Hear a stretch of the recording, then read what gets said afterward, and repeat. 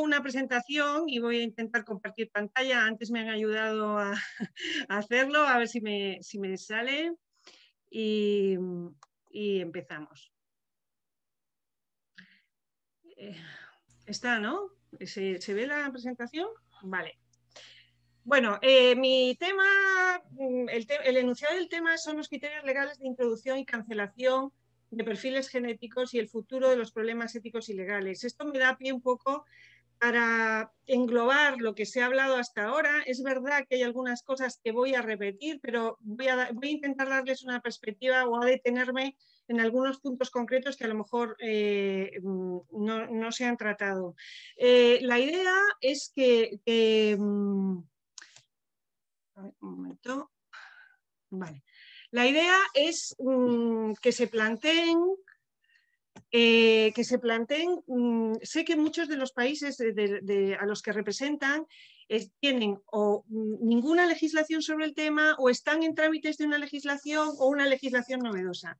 Entonces, vamos a ver qué puntos qué puntos hay que pensar o qué puntos, sobre qué puntos hay que detenerse para introducir en una legislación. Y para eso es bueno que veamos qué puntos tiene.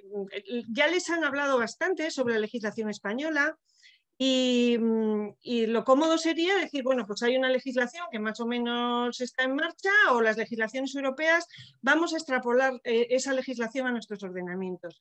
Quiero que no lo adopten de un modo tan mimético, sino que se paren a pensar, en grandes temas y en pequeños temas, en temas muy grandes, metajurídicos, y en temas prácticos del día a día.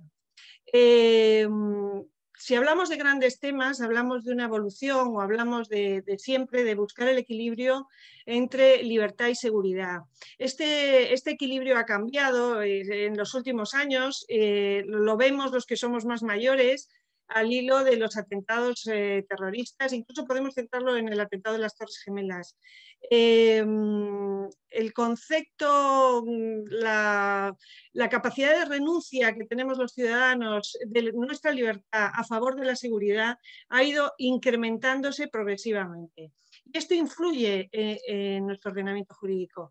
En muchísimos casos me he enfrentado a la pregunta, incluso hace unos días, que también estaba Lourdes, de muchos de ciudadanos que se acercan a este tema por primera vez y dicen, ¿por qué no introducir el perfil de todos los ciudadanos en una base de datos?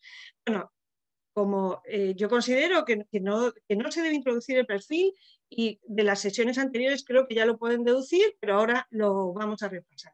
Si no introducimos el perfil de todos los ciudadanos, ¿qué límites ponemos? ¿Qué ciudadanos elegimos y para qué delitos? Este señor, que también ha salido en las presentaciones anteriores de mis compañeros, fue el que tuvo la gran idea, la idea genial, en fin, no sé, nos tenemos que descubrir todos ante este señor, todos los investigadores, de decir si el ADN es individual para cada persona, puede ser utilizado en las investigaciones de averiguación de delitos con la recogida y análisis de los vestigios y sabemos con quién compararlo. Él, para que lo entendiésemos, le dio una denominación que es la huella dactilar del ADN. Y esa denominación ha dado lugar a distintas confusiones, porque tenemos que pensar que el análisis del ADN no es similar al análisis de una huella dactilar. Los juristas ante el ADN siempre lo más fácil para los juristas, es decir, es una prueba científica, no nos compliquemos la vida, porque a mí me gusta mucho esta imagen del pobre compañero viendo cómo la perito analiza esa especie de código de barras como se presentaban las pruebas de ADN hace unos años. Pero empezamos a pensar sobre qué problemas presentaba la prueba de ADN, ya lo han hablado en las sesiones anteriores. Creo que todos nuestros ordenamientos tienen un precepto similar al español, al artículo 11 de la Ley Orgánica, que dice que las pruebas que violenten los derechos y libertades fundamentales no surten efecto. Se empieza a escribir, o sea, nos encanta doctrinalmente a los juristas empezar, bueno, a ver, la prueba de ADN ¿qué derechos violan? Y al principio, bueno, todos los derechos constitucionales parecían violados por la prueba del ADN, desde cómo se sometía a la fuerza. Hay que pensar que primero se empezó haciendo con pruebas sanguíneas y además con una buena muestra sanguínea, con determinadas características. Entonces, bueno, pues incluso los testigos de Jehová se negaban a ser sometidos porque había que coger sangre. El derecho a no declarar contra sí mismo se discute muchas veces sobre si someterse voluntariamente a la prueba de ADN es contrario al derecho a no declarar contra sí mismo. Bueno, hay muchas sentencias que ya dicen que no es así, que someterse a una pericia no es declarar, pero hay dos derechos que sí que podemos concluir, y ya lo han visto, que es el derecho a la libertad y el derecho de decisión, a la autodeterminación y el derecho a la intimidad. ¿Por qué lo repaso? Porque estos derechos se vulneran para un caso concreto, pero también se vulneran cuando se introduce nuestro perfil en una base de datos. ¿Qué pasa? Que todos estos problemas que hace 20 años se presentaban van modelándose con los avances científicos. Los científicos siempre van por delante de los juristas. Eso, a estas alturas, después de tantos años, cuando tú estabas diciendo, bueno, pues la sangre, pues no sé qué, pues con determinado cuidado, no, pero es que ahora lo hacemos con la saliva. Y cuando ya dices, bueno, pues eso ya está superado, entonces no hay tanta injerencia corporal. No, pero es que ahora podemos ver características físicas. Y entonces dices, madre mía, cuando ya los juristas sabíamos que estábamos un poco en este tema y decíamos, nos llenábamos la boca diciendo ADN codificante, que no, pero nos limitamos al ADN no codificante. Muchas legislaciones recogen esa distinción de ADN codificante y no codificante y se nos llenaba la boca entendiéndolo, porque decíamos, si no codifica información externa o información de la salud, se vulneran muchos menos derechos, pues tenemos la solución, ADN no codificante. Cuando los científicos te dicen, bueno, pues no codificante está fenomenal, pero es que nosotros podemos empezar a ver rasgos físicos externos, y eso es codificante. Pero ¿qué problema hay con eso? Pues si no se vulnera, si en realidad son aspectos externos. Entonces dices, ay, pues eso sería muy útil. Entonces dices, bueno, pues entonces después de mucho darle vueltas, pues en vez de codificante y no codificante, identificador y no identificador. Casi la fecha de las legislaciones de los distintos países las podemos llevar a una conclusión según pongan codificante o identificador.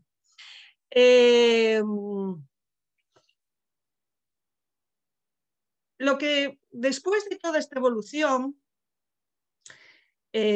jurídica y de todos estos planteamientos, yo quiero empezar, como ya han hablado tres compañeros brillantemente sobre este tema, podemos empezar casi concluyendo en el sentido de que tengamos claro que una prueba de ADN no es una huella dactilar. Y no lo es por todos esos puntos que les pongo en esta proyección. Proviene de una muestra, un vestigio biológico, que además se conserva. O sea, se puede conservar o hay que conservarlo durante un tiempo.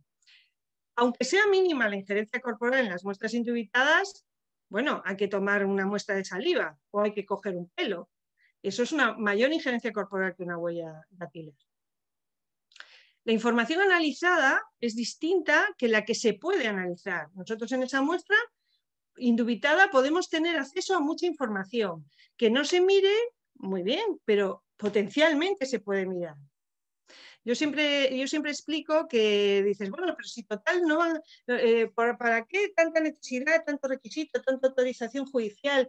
Si los científicos no van a mirar o los policías no van en los laboratorios, no van a mirar la predisposición a determinadas enfermedades. Entonces decimos, bueno, según ese criterio, ¿para qué una autorización judicial para una intervención telefónica?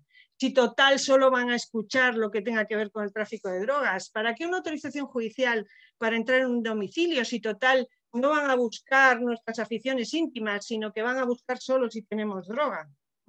Siempre que potencialmente un derecho fundamental puede quedar vulnerado, tiene que tener unos requisitos legales para su limitación o su potencial limitación. Tenemos el tema de los marcadores físicos, al que luego volveré, que no lo tiene una huella dactilar. Una huella dactilar no te da ninguna otra información más que la identificativa. el ADN te puede dar más información. Luego, además, conlleva unos riesgos de contaminación, de transferencias secundarias, de ADN de fondo, que no aparece en una huella dactilar. Y además da información, nuestra identificación de información sobre terceros. Se puede llegar a concluir que no corresponde el ADN de una persona a determinado vestigio, pero que sí puede corresponder a un familiar. Con lo cual, cuando nosotros damos nuestro ADN, estamos dando nuestro ADN, y si me permiten la palabra, el de toda la familia consanguínea, ¿se entiende? Tenemos que tomar, por tanto, opciones para la legislación. Para la prueba de ADN para un caso concreto y para la prueba para la introducción del ADN en una base de datos. En esa balanza de libertad y seguridad estaremos de acuerdo que no es lo mismo limitar los derechos para un caso concreto en el cual ya hay indicios sobre una determinada persona que para introducirla en una base de datos, que en realidad lo que estamos haciendo es una especie de sospecha futura. La introducción en una base de datos tiene sentido si va a haber reincidencia. Si no va a haber reincidencia, ¿para qué? ¿No? En el caso de las personas identificadas. Cuando Aleph Jeffrey llega empieza a funcionarse con esta herramienta tan poderosa y tan valiosa que es la identificación a través del ADN, a nivel europeo sale esta recomendación del año 92, que les recomiendo muchísimo que la lean a todos aquellos que tengan interés en ver la legislación o ver cómo, porque ese ASER del año 92 creo que envejece muy bien. Es verdad que, por ejemplo, hace esa distinción de codificante y no codificante, pero creo que las premisas de las que parte están todavía en vigor. En Europa hubo países que empezaron a legislar enseguida y países que, curiosamente o no curiosamente, fuimos los latinos, que tardamos muchísimo en sacar legislaciones sobre la materia. La primera legislación europea fue en el año 95, una legislación bastante amplia para toda aquella persona que hubiese cometido una ofensa.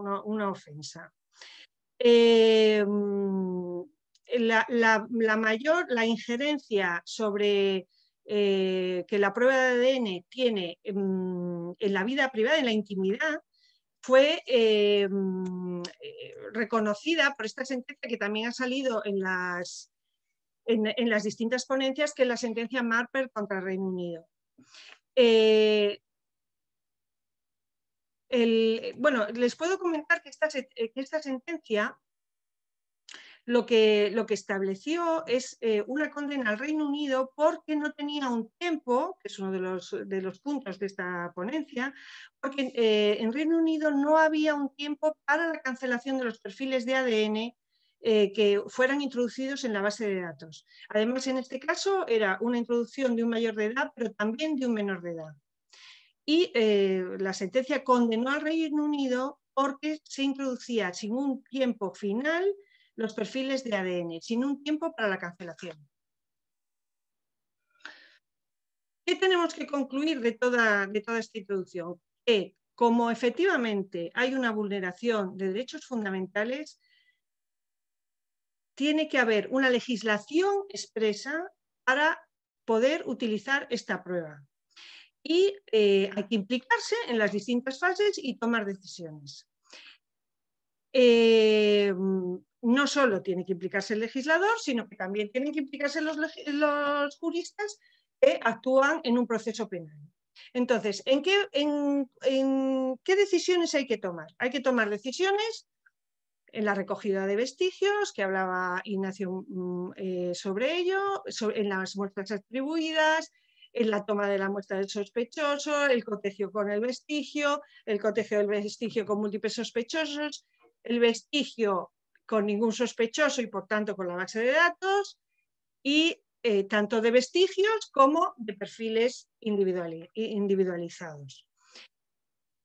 Todas esas fases tienen problemas, no hay ninguna que sea aséptica, en todas hay que tomar decisiones legislativas, porque además si no se toman decisiones legislativas las consecuencias son muy negativas en determinados supuestos que aparecen ante los tribunales. Nosotros en el año 2002, que es antes de ayer, como quien dice, porque ya vemos que en Reino Unido en el año 95 ya tenían esto regulado, teníamos únicamente este artículo de la Ley de Enjuiciamiento Criminal, que es un artículo que tendrán ustedes o muy parecido, que es que la policía judicial tiene que investigar, tiene que recoger, tiene que guardar los vestigios, en fin, un tema muy genérico de las atribuciones de la policía judicial. ¿Hubo intentos legislativos sobre la prueba del ADN? Sí. Hubo uno en el año 95, no se llegó a un acuerdo político, y hubo un proyecto en el año 98, que fíjense lo mayor que soy yo, que ya estuve en esa comisión, para que veamos cuán distintas son las opciones. En el año 98 el proyecto se elaboró en el Ministerio de Justicia y se establecía una agencia nacional de perfiles de ADN en la cual volcarían los resultados las policías, las universidades, el Instituto Nacional de Toxicología, y esa agencia nacional independiente sería la encargada de hacer los cotejos y de proporcionar los resultados a los órganos judiciales correspondientes o a las policías correspondientes.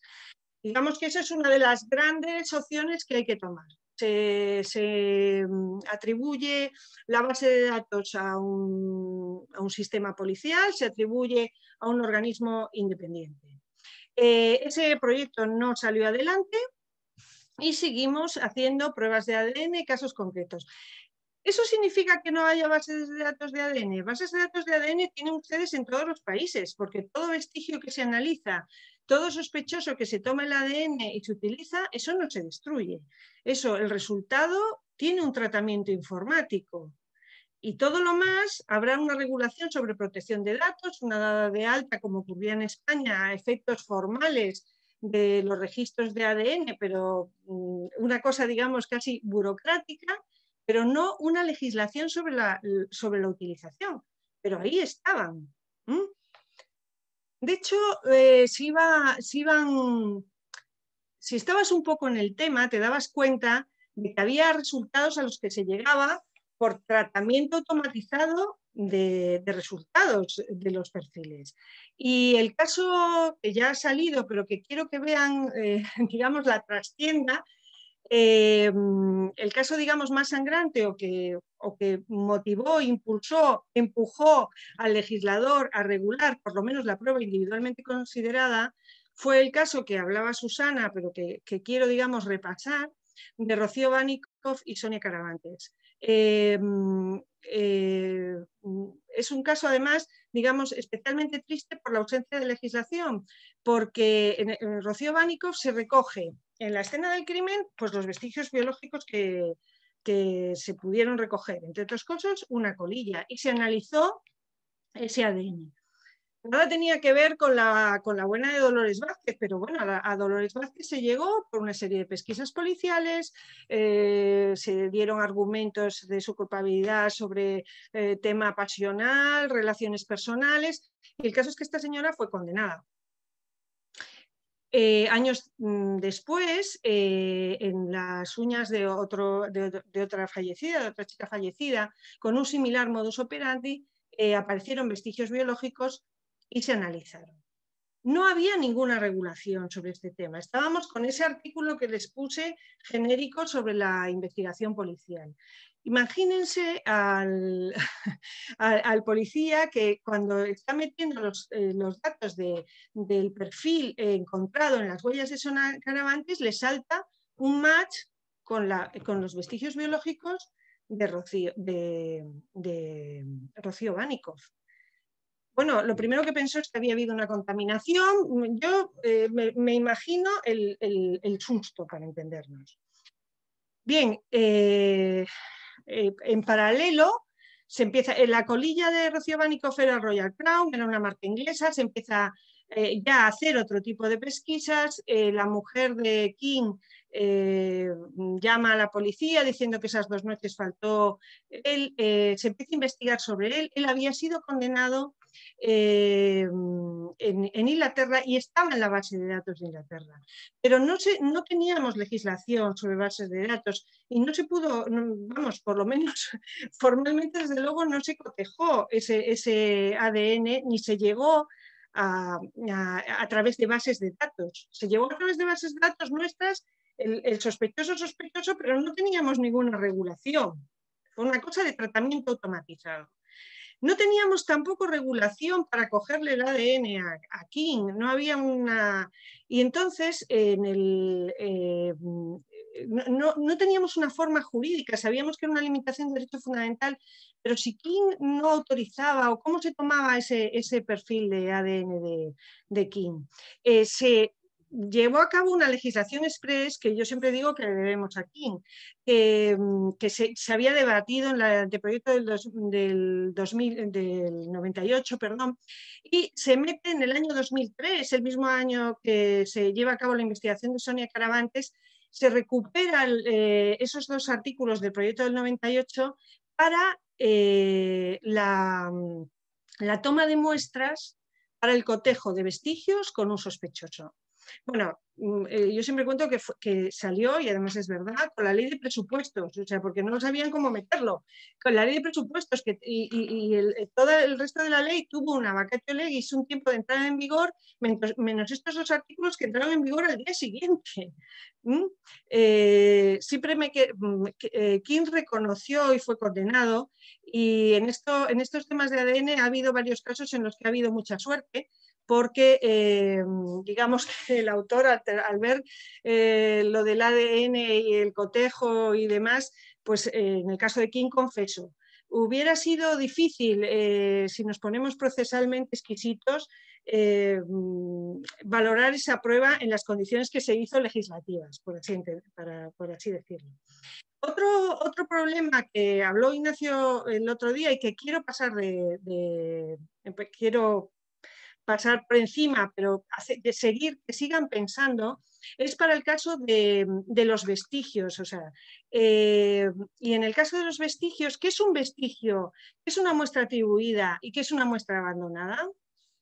Tienen todos el mismo límite y el mismo, se tienen que adoptar en todos los casos las garantías. Cuando un vestigio es un vestigio que no tiene ninguna relación personal, bueno, pues eso se recoge por la policía, tal como queda regulado en nuestra ley de enjuiciamiento criminal. En el caso de los escupitajos que hablaba Ignacio el otro día, quiero decirles en esa visión crítica que hubo 2 sentencias del Supremo totalmente contradictorias ante el mismo escupitajo. O sea, este señor efectivamente, el Etarra escupió a un policía y el policía dijo así, pues mira, ahora voy a analizar el escupitajo a ver qué pasa. Y ese mismo escupitajo da match con un incendio en un autobús, que era un tema que se llevaba a cabo por los tres, y con un explosivo en un cajero. Las sentencias del Tribunal Supremo fueron totalmente contradictorias en cuanto a la valoración de cómo se había cogido ese escupitajo y de qué había que hacer a la hora de tomar muestras biológicas, aunque fueran abandonadas voluntariamente por la persona.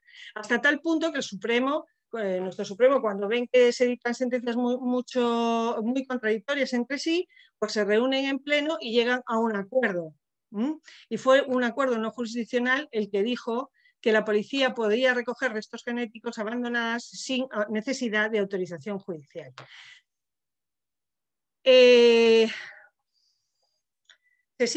sigue como muestra de esta evolución, como muestra de estos avances científicos, como muestra de resolución de casos que no se habían resuelto bien, me gusta hablar de este caso también. Este caso fue una serie de violaciones y uno de estos 2 fotos, nunca sé cuál es el auténtico, digamos, pero son 2 señores reales.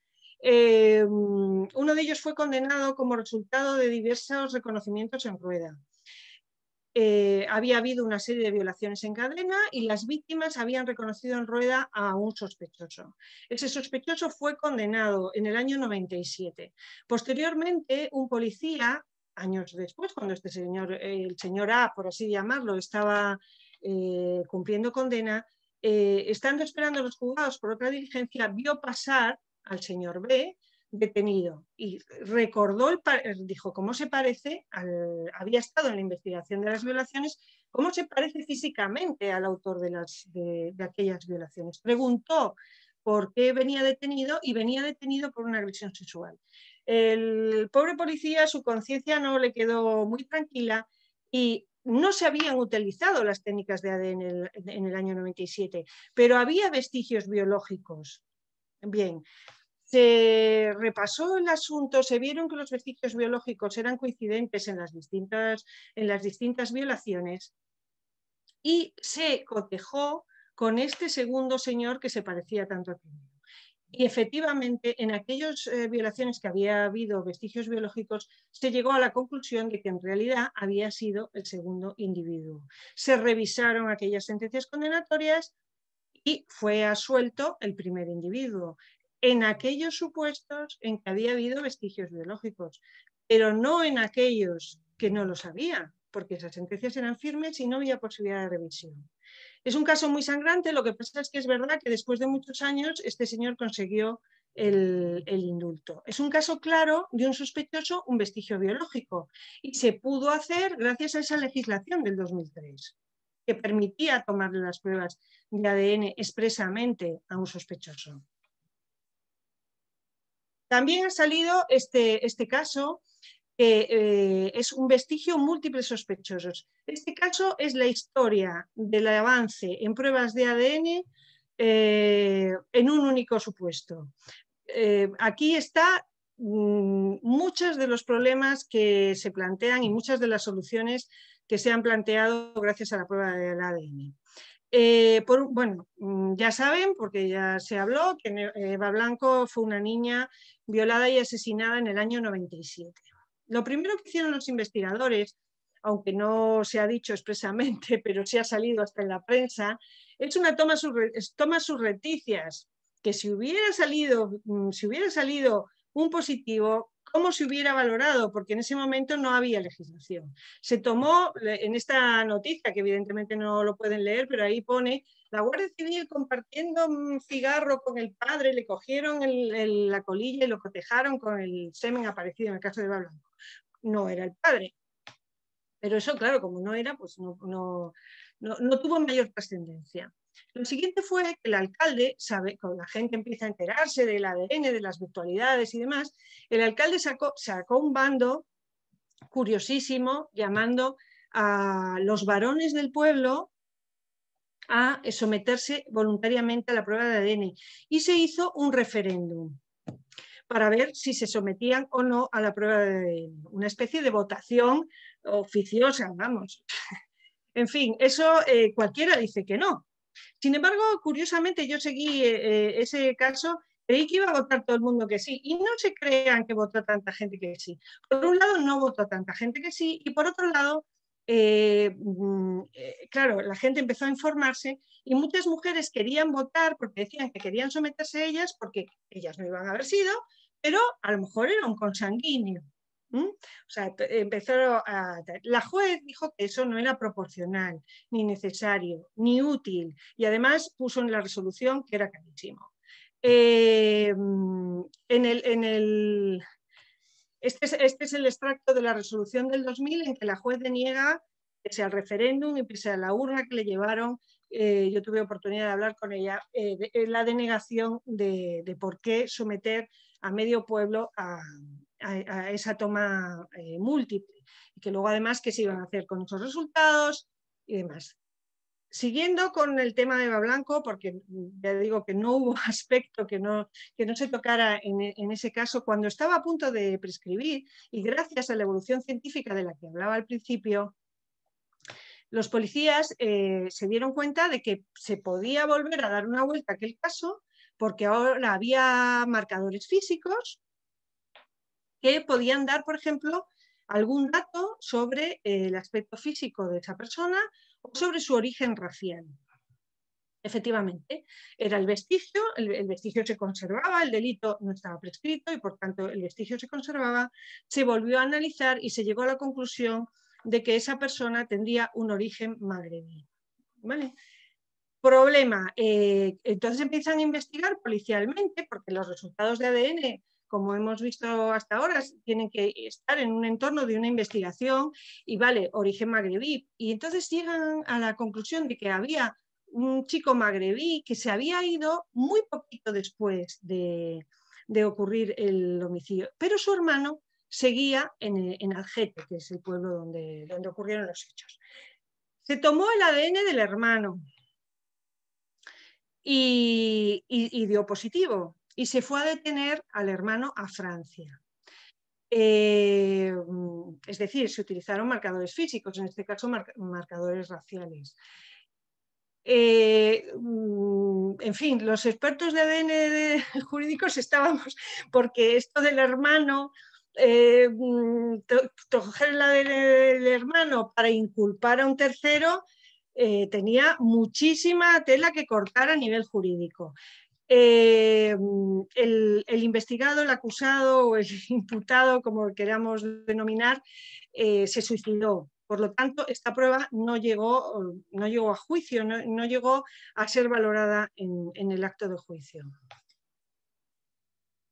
Bien, cuando en el caso del sospechoso sin consentimiento, cuando lo queremos meter en una base de datos o cuando lo queremos analizar para un caso concreto, también tenemos que ponderar si nuestra legislación o nuestra regulación o nuestra jurisprudencia está por la labor de autorizar una muestra atribuida. Les explicaba Ignacio el otro día lo que era una muestra atribuida. Yo no veo ninguna necesidad en que la policía lo haga sin autorización judicial, porque vamos a ver, el ADN es algo de lo que no podemos desprendernos. O sea, no hay ninguna prisa para tomar una muestra atribuida. El juez puede autorizar que se vaya a los efectos personales. Efectivamente, habrá más dudas sobre la correspondencia con la persona de procedencia. Pero cuando hablamos en las legislaciones de que el imputado tiene que consentir o bien se tiene que llevar a cabo sin su consentimiento, pero ratificándole una resolución judicial, lo que no podemos decir es si su conocimiento sí se puede hacer, no, sin su conocimiento tendrá que haber una resolución judicial, sin su conocimiento, o sea, no podemos hacer la picaresca de, bueno, lo hacemos sin que lo sepa y entonces ya no tenemos el problema del conocimiento. Siguen pasando los años, nosotros seguimos en el caso de España sin una regulación de base de datos de ADN. El susto del caso de Rocío Bánico nos llevó a legislar sobre una prueba concreta, pero seguíamos sin legislación de bases de archivos de ADN. Sale el Tratado de Prüm del 2005 y, entre otras cosas, hay que reflexionar, y volvemos al caso de King. King estaba en la base de datos de Interpol inglesa. Si hubiéramos tenido la posibilidad de intercambiar a nivel europeo, a lo mejor se hubiera podido evitar el segundo asesinato. Prüm exigía, para que pudiéramos adherirnos al tratado, para que fuéramos parte, una legislación expresa, tal como establecía la recomendación ya del año 92, para poder intercambiar perfiles de ADN. Con lo cual, una vez más, ante este impulso, sale la ley de base de datos, que quiero hacer hincapié en que es base de datos policial. Es una ley del 2007 y los juristas me van a entender muy bien cuando digo que para nosotros es una ley extraña, porque es una ley que no está en nuestro Código de Procedimiento Criminal, no está en nuestra ley de enjuiciamiento criminal. Y eso, insisto, los juristas lo van a entender muy bien, hace que los juristas la manejemos muy mal y la manejemos muy poco, y que la cuestionemos muy poco. Lo de las leyes especiales sabemos los problemas que conllevan. Es una ley del 2007 y se siguen dando cursos para jueces y fiscales sobre esta ley y muchos no conocen ni su existencia. Y miren que ya han pasado un montón de, vamos, bastantes años a nivel jurídico. Entonces, ¿qué personas ¿qué decisiones tomó esta ley? ¿Qué decisiones? Aparte de que el archivo es policial y que la base de datos es policial, frente a aquel modelo que se proponía en el año 98, sí que se establece que se inscribirán los perfiles de ADN que sean reveladores exclusivamente del sujeto, identificadores del sujeto y del sexo, ¿vale? Por lo tanto, no marcadores físicos, o sea, no marcadores físicos más allá del sexo. Y luego también se establece una obligatoria acreditación que deben contar, con la que deben contar los laboratorios para poder hacer análisis de ADN en el proceso penal y ser introducidos en ese archivo. También se establecen periodos de cancelación. Ahora les explicaré qué periodos de cancelación. Lo más digamos, las decisiones más importantes y la gran contradicción con el resto de nuestro ordenamiento jurídico, como luego les explicaré. ¿Qué personas o los perfiles de qué personas pueden ser introducidos en la base de datos? Bueno, pues lo pone esta ley expresamente. Dice, procederá a la toma, a la toma de muestras y fluidos del sospechoso, detenido o imputado, así como del lugar del delito. Cuando no haya consentimiento del afectado, requerirá en todo caso autorización judicial. ¿Vale? Sospechoso, detenido o imputado. ¿Y para qué delitos? Delitos graves. Y para nosotros delitos graves son aquellos que conllevan una pena superior a 5 años. Pero en todo caso, aunque no tengan esa pena, cuando afecten a la vida, la libertad sexual, la integridad de las personas, el patrimonio, siempre que fuesen realizados con fuerza en las cosas, violencia o intimidación en las personas, así como en los casos de delincuencia organizada. Si bien tenemos por un lado los 5 años, luego tenemos este elenco de delitos que en algunos casos, como el robo con fuerza en las cosas, tienen una pena inferior. ¿Qué problema, cuál es el principal problema que le veo yo a esta regulación? Bien, decimos que es un archivo policial. A mí no me preocupa tanto que sea un archivo policial porque lo custodia la policía, sino porque son ellos, o sea, esa toma de muestras la decide hacer los policías, entonces el grado de sospecha y de imputación lo deciden los policías. Y es más, la calificación jurídica, si estamos ante un robo con fuerza, si estamos ante un delito contra la libertad sexual, la llevan a cabo los policías. Estamos acostumbrados a pensar que el ADN, ¿no? Cuando se nos habla, pues violación, homicidio, pero este día a día real de las bases de datos de ADN, en muchos casos hay errores de calificación importantes, pero porque lo tendría la policía y lo tenemos los juristas, porque hasta que avanzamos mucho más en la investigación, realmente no sabemos, pensemos en el prototipo del caso del tirón del bolso, que puede ser desde un robo con violencia hasta una faltita, un delito leve de hurto. Entonces ya no podríamos cogerlo para introducir en las bases de datos de ADN. Un delito contra la libertad sexual puede ser una vejación, una vejación. No estaríamos a lo mejor dentro de este elenco de delitos. Los atentados, ¿cuántas veces llega un atestado y pone atentado? Y luego es una falta de respeto a agentes de la autoridad, que incluso en España desde el 2015 lo que es la falta de respeto pura está despenalizada. Entonces estos perfiles de estas personas que para la policía han cometido en el primer momento de la detención una calificación jurídica, se les toma el ADN y se introducen en la base de datos de ADN.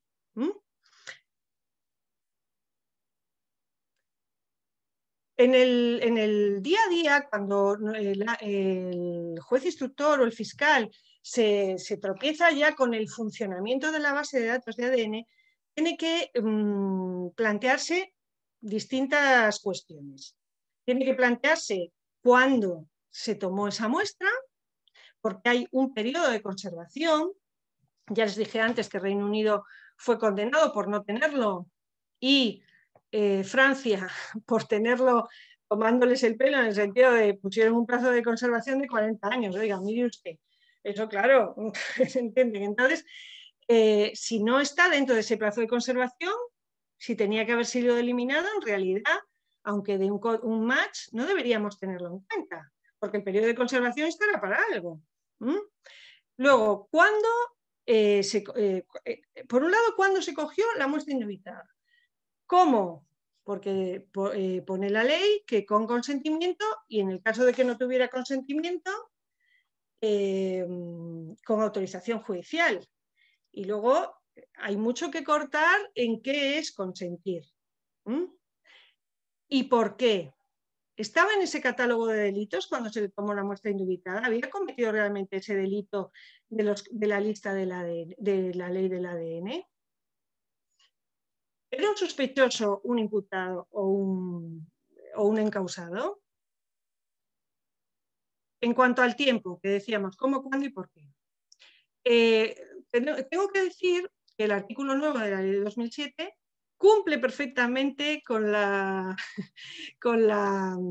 establecido por nuestra recomendación y por el Tribunal Europeo de Marper contra el Reino Unido. Pero también tengo que decir que tiene truco, porque efectivamente, jurídicamente es impecable el artículo.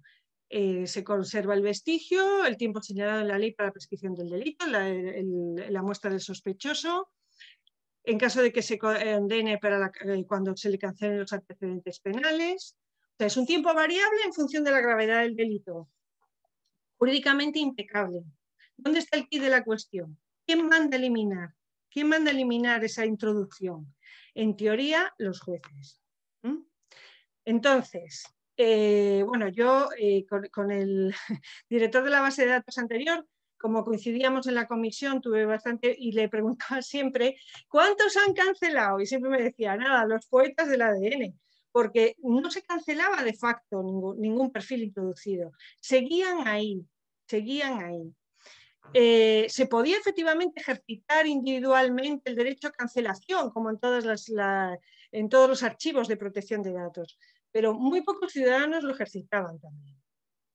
Tenemos que pensar en el perfil de las personas, el perfil intelectual, si quieren, en muchos casos, el perfil de preocupación de las personas. Y los jueces, insisto, esto está regulado en una ley especial fuera de nuestra ley de enjuiciamiento criminal.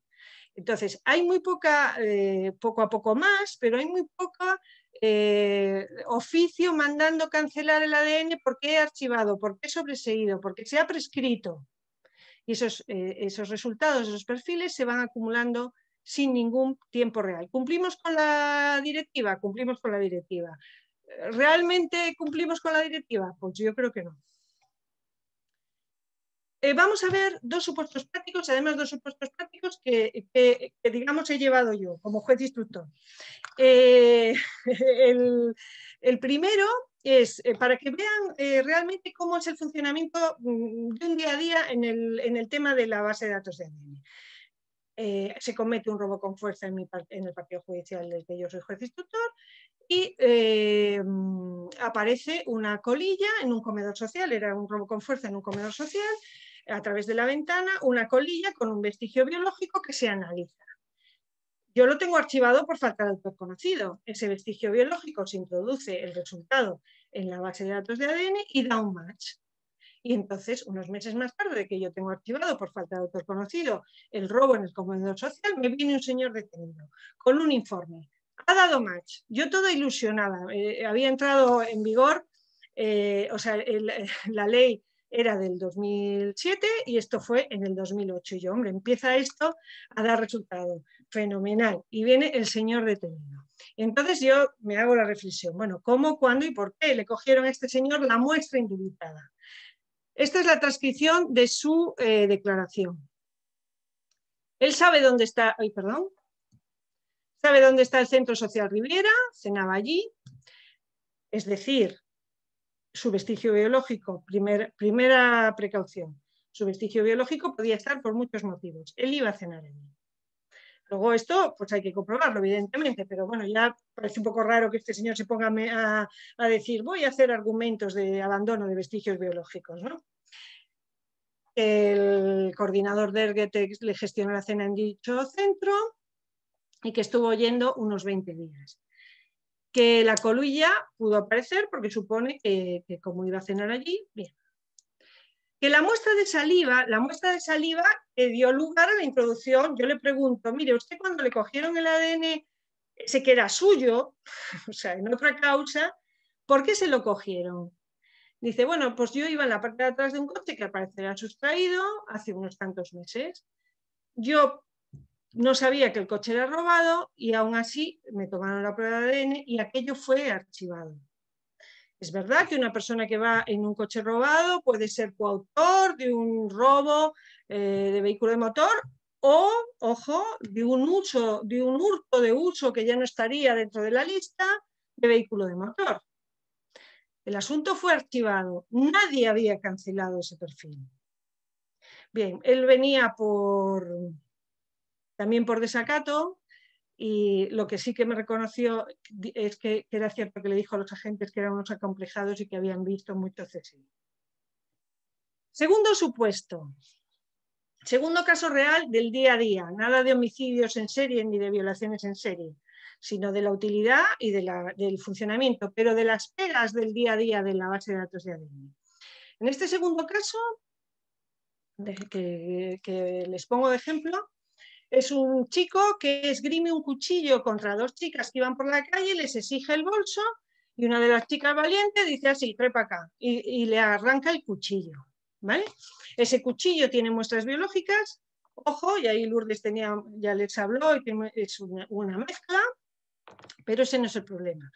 Es una mezcla, pero aún así se coteja el resultado biológico con la base de datos de ADN. Este es el cuchillo, todo bien, la coordenada de custodia, identificado y da un match. El autor, ven aquí que además nos tiene que identificar qué diligencias se cogió la toma de muestra indubitada, ¿vale? Aquí viene el resultado y nos dicen que es David. Bueno, David, ¿cómo, cuándo y por qué? Usted consintió. Entonces yo pido esas diligencias, esa copia de las diligencias donde se tomó la muestra indubitada para ver qué delito era, cuándo y cómo consintió. Este es el consentimiento de David. Ignacio les enseñó el otro día un formulario maravilloso que es el que se utiliza a día de hoy, después de mucha lucha, en la Comisión Nacional de Uso Forense de ADN. Pero hasta hace poco el consentimiento se prestaba de esta guisa. En fin, yo, si lo leen, esto no es un consentimiento informado, estamos hablando de una persona detenida que se le dice que se le toma respecto a la Ley Orgánica 10/2007, que se le va a introducir en la base de datos y se le informan que los derechos son los que establece el artículo 7 de la ley y que tiene derecho a cancelación conforme a otra ley. Y él firma, ahí tienen, David. Bien, ese consentimiento tiene que ser valorado jurídicamente. Y de hecho el Supremo, nuestro Tribunal Supremo, dijo que, porque no podemos pensar que las personas detenidas en el día a día van a entender ese consentimiento. Y por eso el Supremo estableció que ese consentimiento tenía que ser dado asistido del letrado, asistido del abogado que le defiende como detenido, va a ser asistido del letrado siempre. Y también tiene que ser asistido a la hora del consentimiento. Se hablaba sobre todo de la hora del consentimiento, no de la hora de la toma de muestra real, sino del consentimiento, de que entienda lo que está consintiendo. Una de las grandes quejas que tenían en la comisión los representantes de la policía es que decían, es que ahora consiente mucha menos gente. Los juristas decíamos, efectivamente, como no puede ser de otra manera. O sea, si las personas entienden las consecuencias, pero es que nosotros, es que se ha establecido así legislativamente. dice la misma ley del 2007 habla de consentimiento, y el consentimiento por su propia definición tiene que ser informado de verdad. La persona tiene que entender lo que consiente. Además, esto vino reforzado porque en el 2013 salió una directiva de la Unión Europea que establecía que los detenidos tenían que ser asistidos al letrado en todas las diligencias que se practicaran que tuvieran trascendencia en su proceso. ¿Qué pasa? Que al aumentarse las negativas, pues el legislador siempre poniendo, digamos, parches, fue cuando se presentaron, se reguló la toma forzosa de muestras, porque dijeron, bueno, ahora ya no consiente nadie, si no consienten, la única opción es que se reconozca la posibilidad, la toma contra el consentimiento una vez, pero eso sí, con autorización judicial. Lo cual estaba siendo demandado hace tiempo porque es que si no era una engañifla, era un consentimiento que no era consentimiento, sin conocimiento. Es más claro esta posibilidad. Pero fíjense que en realidad solo se regula para la introducción en la base. No se regula el sospechoso para un caso concreto, que sería incluso mucho más proporcional, necesario y útil. No, como se vio el legislador con ese problema de que cuando eran asistidos letrados no se consentía en muchos casos la toma de muestras, se puso ese parche en nuestra ley de enjuiciamiento criminal para la posibilidad de una toma forzosa de muestras. Es muy excepcional que un juez de instrucción esté autorizando esa introducción, y es más, ya tengo autos de alguna audiencia que revoca ese consentimiento para ser introducido en una base de datos si en ese caso concreto por el que es detenido no es necesario la ley. O sea que yo les quiero poner de relieve esas contradicciones legislativas en España, pero en muchos países también. Fíjense que lo pone para cuando esté detenido y cuando es para la base, y no dice nada si no está detenido pero está siendo investigado, y si no es para introducir en la base y sí para un caso concreto. Estamos hablando del sospechoso. Fíjense incluso la contradicción que hay, porque la ley policial, la ley del 2007, habla de sospechosos o imputados, pero no habla de condenados. Cuando dices tú, pero vamos a ver, si un señor ha sido condenado, pues razón de más para introducirlo en la base. No se establecía esta posibilidad y se introduce en el 2015, 8 años más tarde.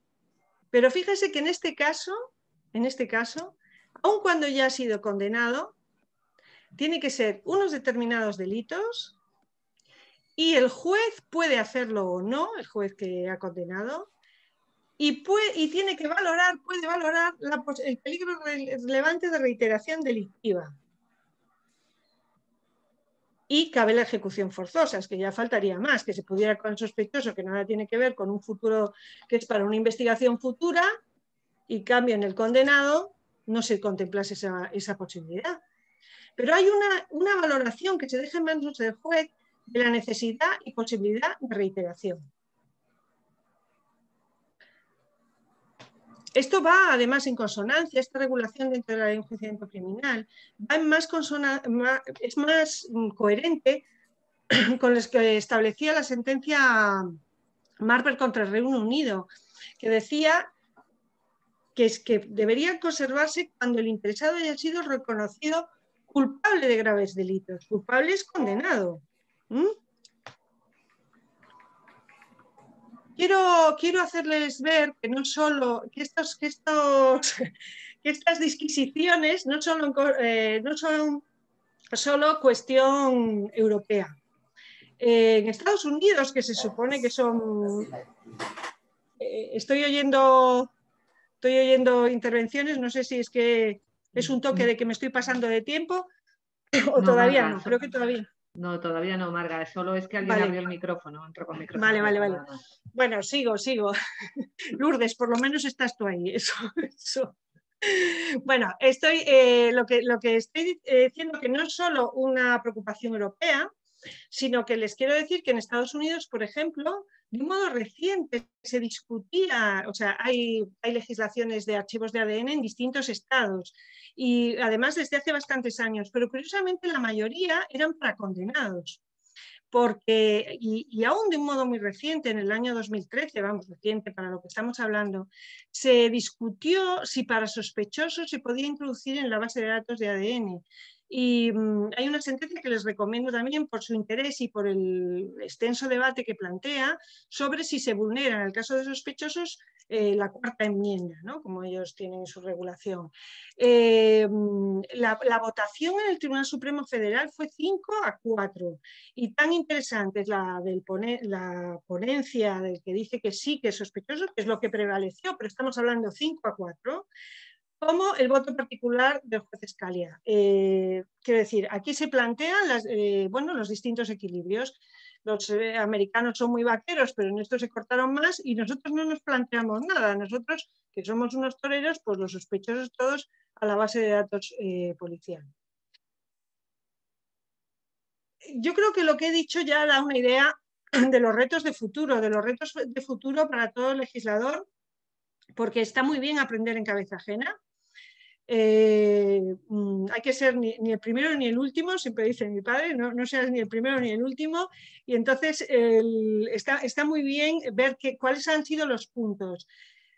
Hay muchas cosas todavía sin resolver. La valoración de la prueba del ADN de los juristas, estamos con los derechos, estamos con la cadena de custodia que nos encanta y que la entendemos perfectamente. Estamos sobre si el laboratorio está cualificado o no está cualificado. El ejemplo FETEN, que habrán visto todos la serie, es el del caso de O.J. Simpson, que consiguió introducir en el jurado su defensa la duda sobre la cadena de custodia, ¿no? Con esa famosa frase, porque el vestigio biológico de la víctima estaba en un guante y dijo la defensa, si no le sirve el guante deben absolver.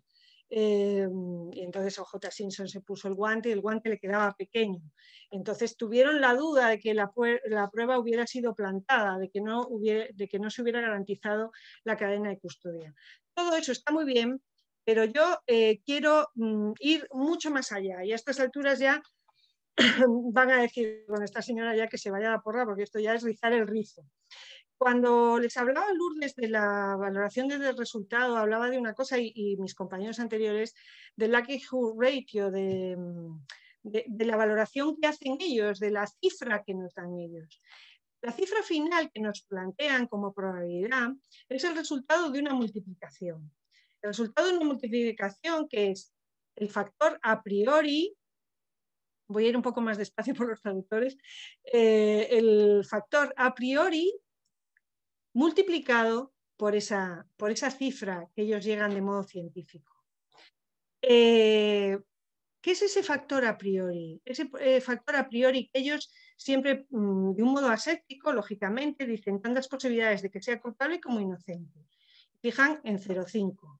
Pero esa posibilidad a priori, nosotros, juristas, investigadores, tenemos datos. Les quiero decir que los nórdicos, ese factor a priori, se lo facilitan a los científicos. Y yo siempre pienso que nos podrían dar como varias posibilidades según el factor a priori y según nosotros tengamos el resto de la investigación, multiplicarlo. No sé si me siguen.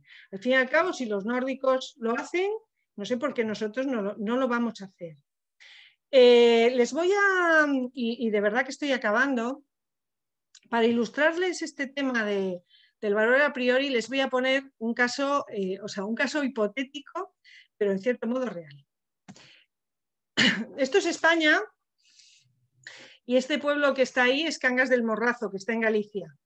Galicia es esta zona de aquí y Cangas del Morrazo tiene 27.000 habitantes y España 47 millones de habitantes. Si yo les digo qué probabilidades hay de que veraneemos Lourdes Prieto y yo y que eso fuera un delito en Cangas del Morrazo, entonces, bueno, pues se pueden hacer su composición de lugar y decir, bueno, está seguro que se conocen y a lo mejor les gusta veranear juntas. Bueno, si yo les digo, nosotros no nos conocíamos de nada hasta que empezamos en esto del ADN, digamos que si se encuentran ahí dos vestigios que, según los científicos, podrían ser de Lourdes y míos. dirán, bueno, el a priori seguro que se conocen y tienen los mismos gustos. Entonces ustedes pondrían un a priori alto, pero si yo les doy el dato de que no nos conocíamos de nada, pues dirán ustedes, no, pues entonces esto es imposible que las dos veraneen en el mismo sitio, ¿no? Y yo además les digo que Lourdes es de Madrid, está tomada esta foto sin su consentimiento, espero que no me demande, dicen, buf, a priori mucho más bajo. Si yo les digo que soy de Alicante y que además es un sitio estupendo con un sol mediterráneo maravilloso, el a priori para ustedes bajará. Científicamente será el mismo, pero bajará. Si además les digo que en Cangas llueve muchísimo, porque Galicia es el sitio de España donde más llueve, seguirá bajando. Pero Lourdes es gallega. Y Galicia tira muchísimo. Entonces dicen, uy, el a priori de que Lourdes esté veraneando en Cangas a lo mejor aumenta. Si además les digo que casé con un gallego, el a priori vuelve a aumentar. Todo esto es verídico. Y si además les digo que en Cangas llueve, pero de vez en cuando sale el sol, podrán llegar a la conclusión con un a priori de 0,9, lo cual es cierto, que casualmente Lourdes y yo veraneamos en el mismo sitio. Es un ejemplo cordial para Lourdes, que coincidimos todos los veranos allí, pero que lo que quiero que piensen es la cantidad de factores que influyen en un mismo resultado. Y esto lo paso a un caso real, del cual ya se habló, pero no se habló bajo esta perspectiva. Es el caso de Asunta, que además fue en Santiago de Compostela, en la ciudad donde soy yo juez instructor, aunque no, este caso no lo instruí yo.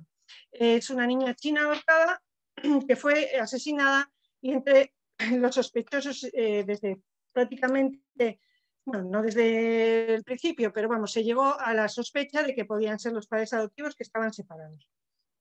Sin embargo, hubo un momento en que en la camiseta de Asunta, la camiseta que llevaba en el momento que fue asesinada, apareció ADN de un tercero, que es este señor.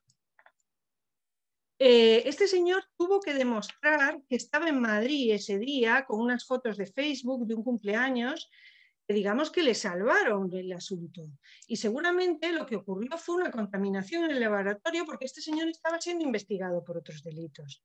Pero imagínense que esa persona no pudiera, o sea, que fuera de Santiago, que estuviera en Santiago. ¿Qué pasa? Que cuando él demuestra que estaba en Madrid ese día con fotos fechadas y con fotos introducidas en Facebook y demás, lo que ocurrió, o sea, el ADN correspondía, el ADN de la camiseta o que los guardias civiles, los del laboratorio, sí que correspondía, científicamente era indudable que era de esa persona. Pero en realidad lo que pasaba es que a priori las posibilidades de que fuera él era cero, y cero por cualquier probabilidad es cero. Aunque efectivamente el compañero instructor no pensaba en a priori, archivó el caso contra este señor, intuitivamente lo estaba aplicando. Lo que quiero es hacer una llamada de atención para que los juristas bueno, piensen en todas estas consideraciones. Otro problema que es de futuro, pero que ya está siendo utilizado, es el ADN que ha sido entregado para fines distintos que una investigación, y más cuando es de un tercero.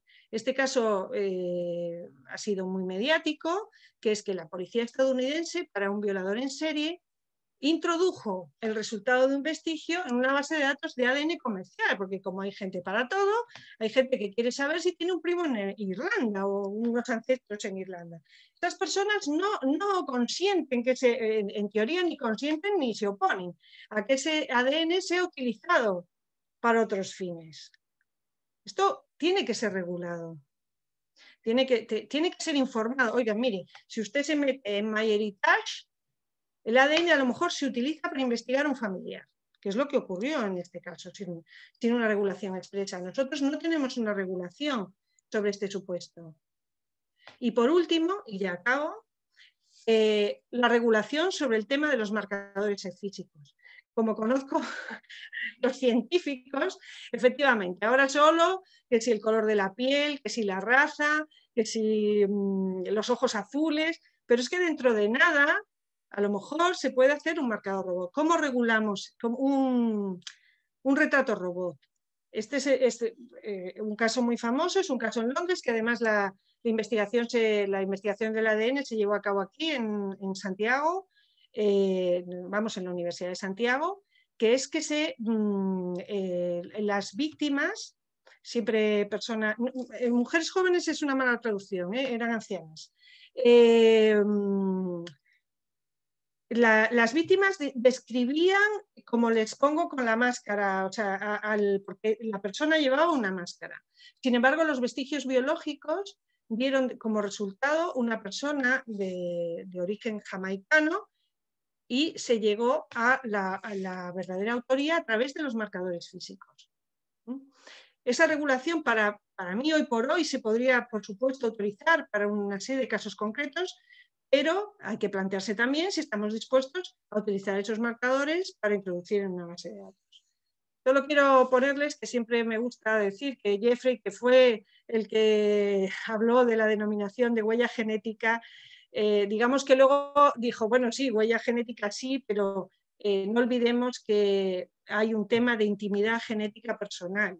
Esto fue cuestionado sobre ello cuando condenaron precisamente al Reino Unido por la introducción masiva de perfiles. Y no me queda sino darles las gracias y, y ofrecerles mi correo electrónico que sale en esta proyección, porque me encantaría poder comentar con ustedes individualmente, con independencia de las preguntas que ahora quieran plantear, pues cualquier cuestión que les pueda surgir con el paso del tiempo. Muchísimas gracias. Muchísimas gracias, Marga, por esta excelente exposición tan clara y que ha abordado tantísimos temas tan polémicos. Sí, tienes varias preguntas, también tienes varias felicitaciones por la ponencia, que eres muy buena exponente. Nos piden que si puedes compartir el PDF, pero bueno, sí, yo ya les adelanto que la ponencia queda grabada y van a recibir también la grabación, o sea que sí que van a tener constancia de esto. Voy a pasar a formularte algunas de las preguntas que hay en la sección de preguntas y respuestas.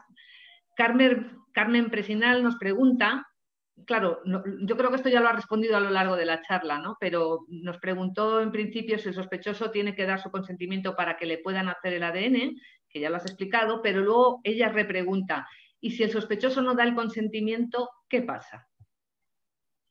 Bueno, vamos a ver, en España, si el sospechoso no da el consentimiento, la policía se tiene que ir al juez de instrucción, al juez de guardia, y plantearle, y el juez tiene que ponderar la necesidad, utilidad y proporcionalidad de esta medida, y hacer una resolución judicial en la cual explica por qué y por qué es un delito. Yo siempre digo, y es más, nuestra legislación habilita para una toma forzosa. Una toma forzosa es una toma a la fuerza, le llamemos como le llamemos. Yo en el día a día me he visto, en pocos supuestos, pero en algunos sí, en esta tesitura, ¿no? Bueno, en pocos no, en varios supuestos y más desde la asistencia letrada, tal como explicábamos. En esa tesitura que nos gusta tampoco a los juristas decir, bueno, y ahora este señor para que abra la boca hay que taparle la nariz, la policía. Bueno, yo les notifico la resolución y allí se las compongan, ¿no? ¿Qué pasa? Que es verdad que es muy fácil explicarle a un señor con su abogado, decirle, mire una cosa, del ADN usted no puede, o sea, tenemos aquí unas horas todavía, yo puedo hacerle abrir la boca, pero puede usted, tenga en cuenta que yo puedo coger una muestra atribuida, puedo esperar un poco con la secretaria judicial dando fe de que yo, el vaso este que usted ha bebido, o este bolígrafo tal, puedo tomar su ADN de ahí. Es una cuestión de paciencia, en vez de agarrarle los brazos y ponerle el tal. Y normalmente cuando les explicas eso, el abogado le dice, bueno, pues mira, vamos a abreviar y vamos a vamos a acceder a la toma de muestras. Esa es mi experiencia personal. Pero habilitación legal para el uso de la fuerza la hay en España desde el año 2015. Eso sí, tiene que ser previa resolución judicial que pondere la necesidad del asunto, como en toda limitación de derechos fundamentales. Muchas gracias, Marga. Rafael Donis nos pide recomendaciones para dar valor probatorio a un perfil genético en el siguiente caso. Nos explica el caso. Si en mi país no hay ley, pero hay laboratorios privados que hacen perfiles genéticos de paternidad. Si tuviéramos un caso en donde la persona participó en un perfil genético de paternidad en un laboratorio privado y luego se ve involucrado en un supuesto delito penal grave. Él se niega a aportar prueba de ADN y alude que no autoriza que su perfil genético sea tomado en laboratorio privado. ¿Puede usarse el proceso penal en su contra, entiendo, el perfil genético del laboratorio privado? ¿Qué opciones tendríamos en este caso? Bien. A ver, primera parte, ya que saca que es un laboratorio privado de paternidad y por tanto entiendo que debe tener conocimiento en relación con un laboratorio privado, decirles que sobre el laboratorio privado de paternidad podría hablar otras 2 horas, Lourdes lo sabe, porque se puede hacer una prueba de filiación fuera del proceso judicial, etcétera, etcétera. Pero la pregunta entiendo perfectamente que no es esa. A ver, como volvemos, limitación de derechos fundamentales. Esa persona no ha consentido. Estamos en lo de, si no ha consentido, no me vale, bueno, pues sin su conocimiento. Ahora bien, como digamos que yo tengo un corpus jurídico que me permite tomárselo a la fuerza, yo se lo tomaría a la fuerza antes que irme a un archivo, si quieres llamarle médico, que no sea estrictamente médico. Es verdad que imagínate, que a lo mejor no lo ha pensado el que lo pregunta, pero imagínate que yo tengo sospechas sobre esa persona, pero esa persona se escapó y es un delito gravísimo. Bueno, nuestra legislación, la española concretamente, no tiene habilitación legal expresa, pero sí que Ignacio les habló del anteproyecto de ley de enjuiciamiento criminal, que Dios sabe cuándo saldrá por otra parte, pero si sale, que por lo menos, quiero decir, que es un concepto que tenemos que introducir en la legislación y pensar. ¿Qué ocurre si no tenemos a la persona, pero podemos acceder a una muestra de él? Efectivamente, una muestra que dio en una base médica a mí me repele más que una muestra de ADN tomada, pues una muestra atribuida en su cepillo de dientes o en sus calzoncillos, pero es verdad que es más dubitada su procedencia que si nos vamos a un archivo médico. Creo que ahí habría que ponderar muy mucho la resolución judicial, la gravedad del hecho buscado y la necesidad. Y bueno, y yo como juez instructor poniéndome en la tesitura creo que autorizaría a lo mejor esa, imagínate una violación múltiple de unos menores y el cepillo de dientes en otra, por si acaso, que luego vienen los de las audiencias y los supremos y que no nos quedemos sin tal. Pero bueno, son casos muy extremos. Otra cosa que plantea de refilón es el intercambio internacional cuando no hay legislación. Que claro, ahí ya eso ya es un tema de cooperación internacional, de legislación, de cuánto, del intercambio de pruebas entre los países, cómo esté la legislación. Gracias, Marga. Miguel Enríquez nos pregunta si hay legislación para incluir a la base de datos de ADN a menores infractores. Bueno, a ver, no pone nada la legislación y hemos discutido mucho en la comisión si pueden ser introducidos en la base de datos de ADN. Bueno, la circular de la Fiscalía de Menores dice que sí. Yo tengo mis dudas, y porque de todas formas, además, es un tema muy, muy delicado porque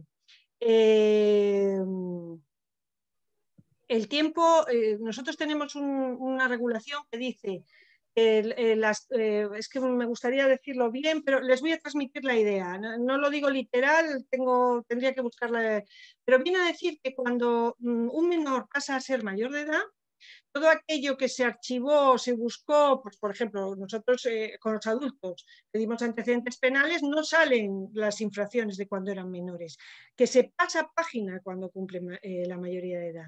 Entonces, para mi punto de vista, si hemos introducido el perfil de un menor infractor en el archivo, cuando cumpliera la mayoría de edad, debería ser extraído de la base de datos de ADN, debería poder volver a empezar. Por otra parte, los tiempos de cancelación de prescripción del delito en menores de edad son menores, o sea, son más cortos, por lo cual el tiempo de introducción en la base de datos, siguiendo con la normativa que dice con la prescripción del delito, con la cancelación de antecedentes penales, deberían ser en cualquier caso extraídos con mucha más celeridad que en el caso de los adultos.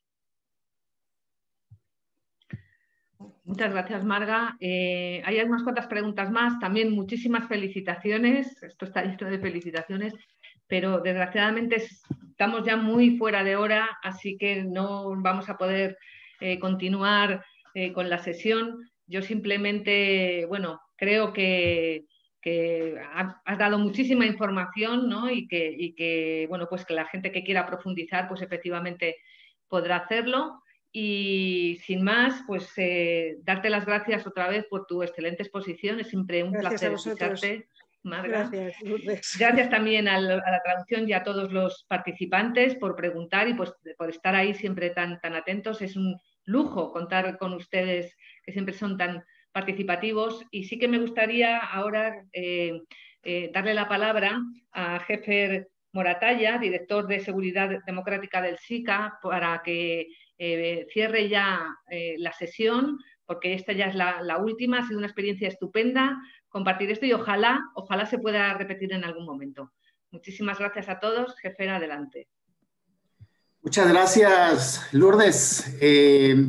Bueno, un saludo como siempre en nombre de la Secretaría General del SICA, de nuestro secretario general, el doctor Marco Vinicio Cerezo, el mío propio y el del equipo del proyecto AC1 y Crimen, que se ejecuta desde la Secretaría General y obviamente con el apoyo de FIAP.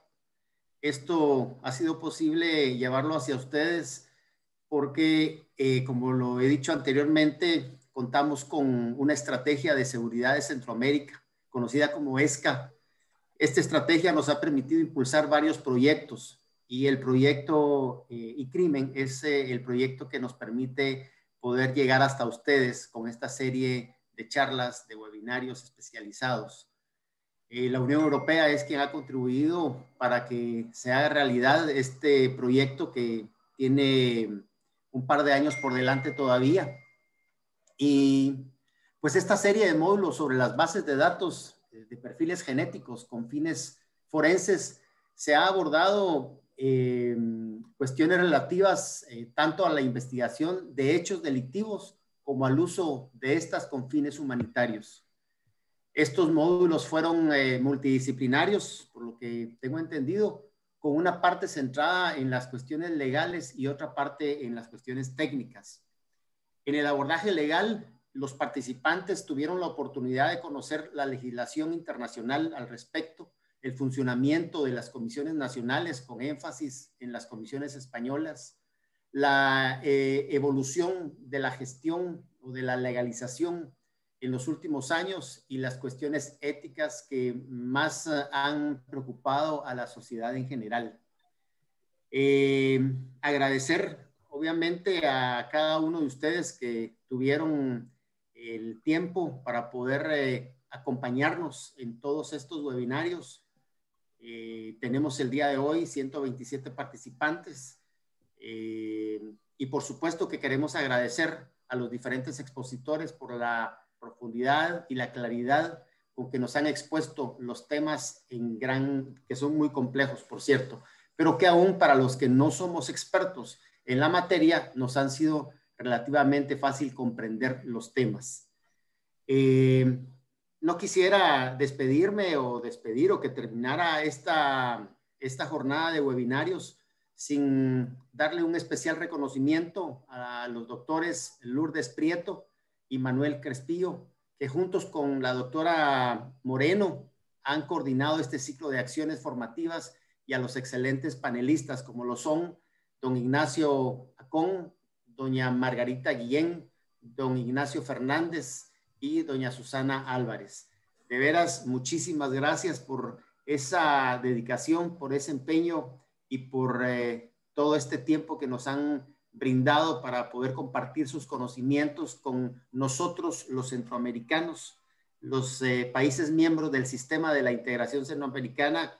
Estamos anuentes y dispuestos a recibir ese cúmulo de conocimiento que todos ustedes tienen. Y por supuesto que esperamos continuar el año entrante con esta serie de webinarios con diversos temas. Así que por favor les pedimos que siempre estén pendientes. Estaremos comunicándonos con ustedes a través de los contactos establecidos para que nos puedan acompañar.